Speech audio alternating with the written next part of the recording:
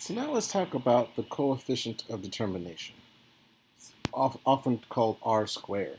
Now, one of the important things about a correlation is it allows you to make predictions about one of the variables. So if you have information about one variable, you can make predictions about another variable. So for example, if there's a perfect positive correlation of 1 between two variables, you know that 1 unit increase in one variable will lead to a 1 unit increase in the other variable. And as the correlation gets weaker, your ability to make very concrete predictions becomes weaker as well. So as your correlation is stronger, you can make more accurate predictions.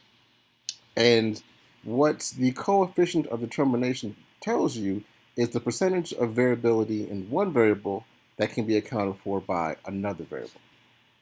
So the example I'm going to give you here to kind of help make this a little bit clearer, if you look at the correlation between time spent studying and exam scores, and you find that correlation is zero point 0.7, which is a very strong correlation, then that tells you that the percentage of variability in the exam scores that can be predicted by studying is R, the correlation coefficient, squared.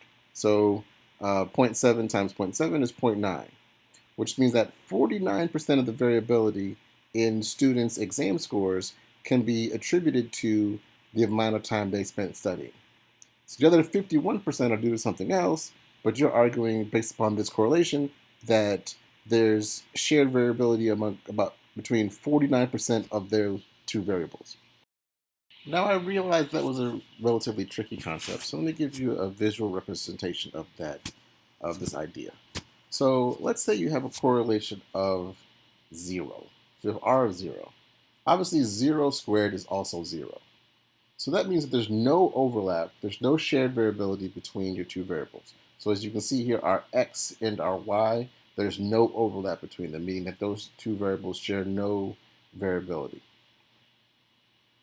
Now when we have an R of 0.5, right, so it's a much stronger correlation, if we square that, we get an R squared of 0.25. So our coefficient of determination now is 25%.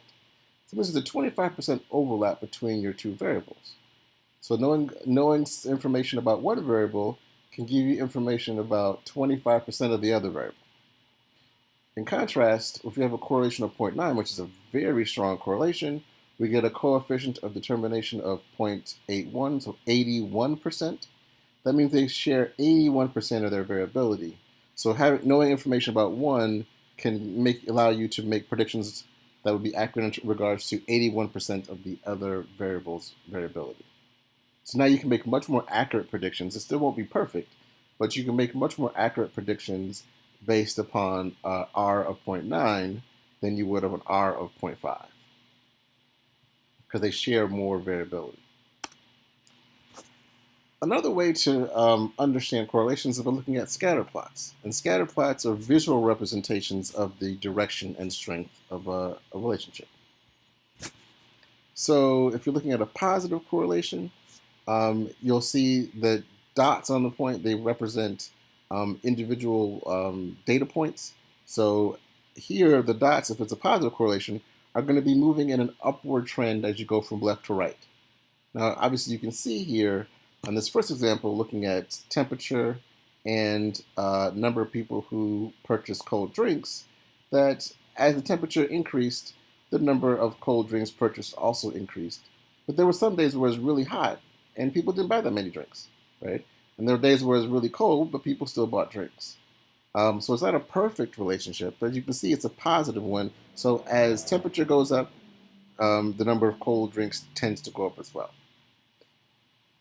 If you're looking at a visualization of a negative correlation, you're going to see that a downward pattern as you go from left to right. So for this second correlation, scatter plot, we're looking at daily temperature and number of people who wore sweaters. So as the temperature increases, the number of people who wear sweaters decreases, right? So you're going to see a downward trend of the data points in a negative correlation.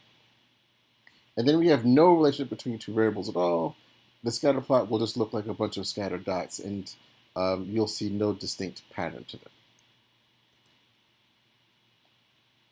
So linear relationships can be drawn with a straight line. So if you look back at this previous example here, those lines typically aren't there in a scatter plot, but they superimpose the line there to kind of help you see the basic pattern of this relationship. So hopefully you can see how the direction of the scatter plots gives you an indication of the direction of the correlation. So again, as the direction of the scatter plots moves in an upward direction from left to right, that indicates a positive correlation. As it moves downwards as you go left to right, that indicates a negative correlation. So then the question becomes, how do scatter plots give you an indication of the strength of the relationship? So how do you know if the relationship is strong or if it's weak? So one way that a scatter plot, well, the way a scatter plot helps you understand the strength of a relationship is how distinctive that scatter plot is. The more you can see a distinct pattern, that indicates it's a stronger relationship.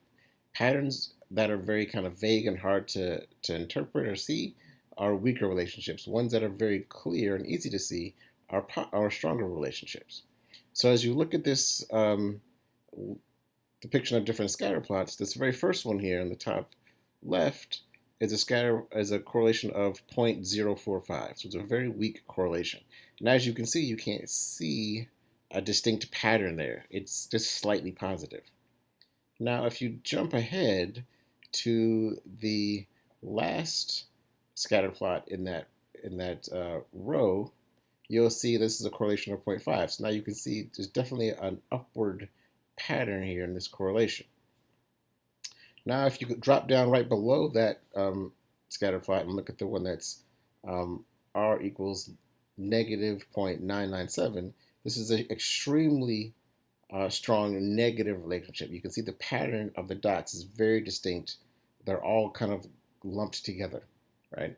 So the more you see a distinct pattern, that tells you that this is a stronger relationship. So as the pattern gets more distinct, the strength of that correlation also gets stronger. So now let's transition into talking about how to read a correlation matrix and how to write a correlation in APA style.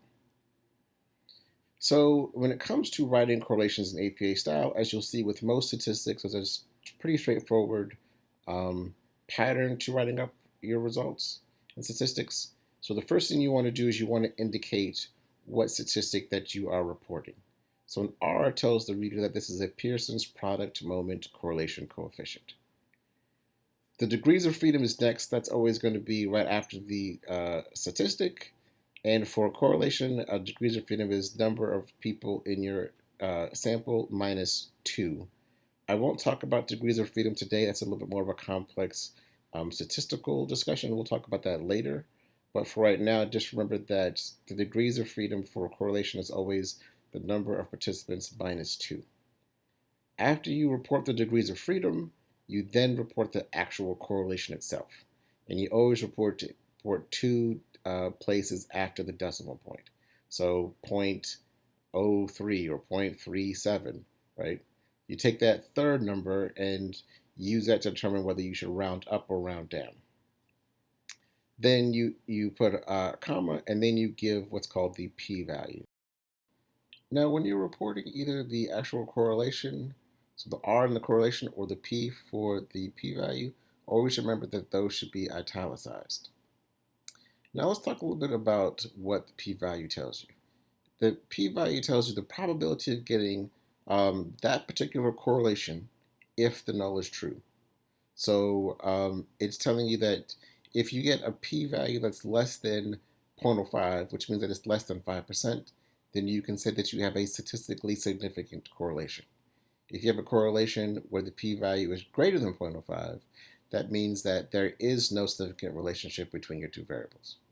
Now, we'll spend some time talking about p-values later, but for now, I just want you to understand that the p-value is used to determine whether or not to accept that you have no relationship, which is the null hypothesis, or to conclude that you actually have a real relationship, which is the alternative hypothesis.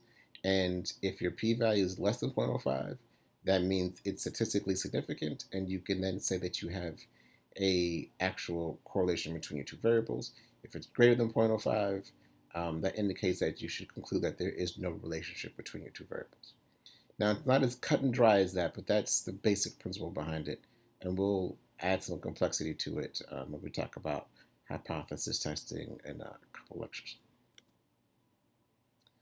So again, just to be clear, for the p-value, the most common p-value that we're going to be dealing with is looking at if it's less than 0.05.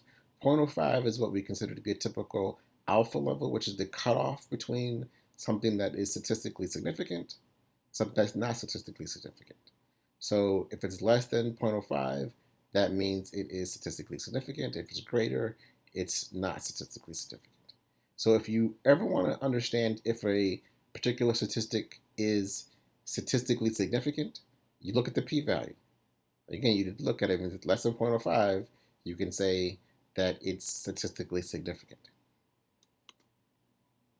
All right, so let's try to understand this particular correlation. So R65 equals 0.21, P equals 0.03. So again, the R tells you the actual statistic that you're using. You're using a Pearson's product moment correlation coefficient. So you're looking at a correlation between two variables.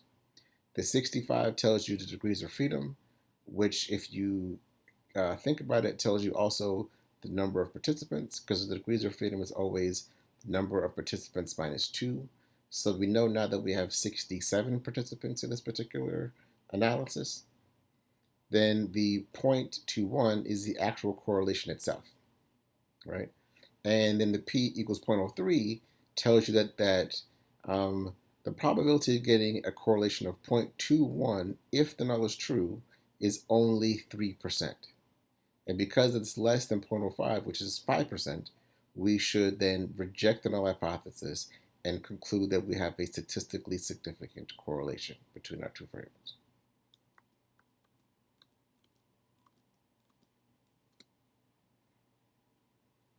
So we have a positive correlation that is a relatively small or weak correlation.